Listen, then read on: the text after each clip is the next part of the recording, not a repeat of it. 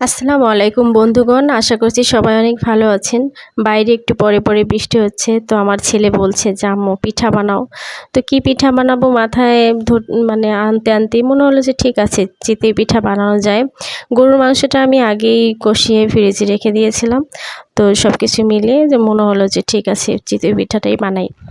তাছাড়া আমাদের দেশের বর্তমান যে অবস্থা, অবশ্য সেনাবাহিনীরা তারা যতটা সম্ভব ঠিকমতো ডিউটি পালন করছে। আমাদের দেশে চোর ডাকাত আছে, তারা যদি এখন ডাকাতি করতে যায় অবশ্যই তারা যেন ডাকাতি করার আগে গান বাজনা প্র্যাকটিস করে যায়, কারণ সেনাবাহিনীরা যেভাবে এক পাশে সাজা দিচ্ছে অন্য পাশে কিন্তু তাদের বিনোদনের মধ্যেও রাখছে। বেশ ভালোই লাগছে, আধুনিকতার ছোঁয়া অবশ্যই আমরা পেয়েছি বা পাবো সেই আশাটা করা যায়। তো কবে কোন দিন দেশের অবস্থা ভালো হবে ভাবতে ভাবতেই আমাদের দিশেহারা। তাছাড়া এসব ফোনে দেখতে দেখতেই দিন কেটে যাচ্ছে।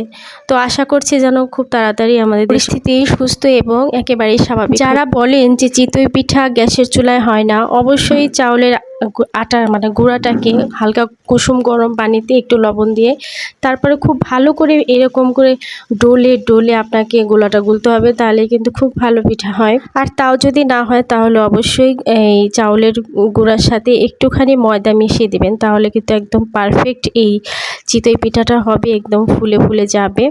তো যেহেতু আমি মাংস দিয়ে খাবো, তো সেই কারণে কিন্তু খুব বেশি ছিদ্র ছিদ্রর প্রয়োজন নেই।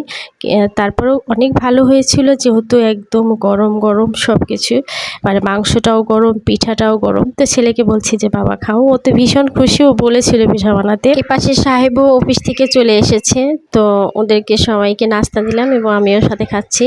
মূল কথা হচ্ছে ফ্যামিলিকে সময় দিবেন, তাহলে আপনি ভালো থাকবেন, আপনার মন ভালো থাকবে এবং জীবনযাপনও খুব সহজ মনে হবে। তো যাই হোক, আজকের ব্লগটা এই পর্যন্তই। আপনারা সবাই অনেক অনেক ভালো থাকবেন, তবে আমার চ্যানেলটিকে সাবস্ক্রাইব করে দিবেন অথবা আমার পেজটিকে ফলো করে দিবেন।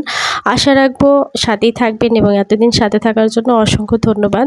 তো আজকের ব্লগটা কেমন লাগলো, ভালো লাগলো অবশ্যই লাইক দিন। Thank you.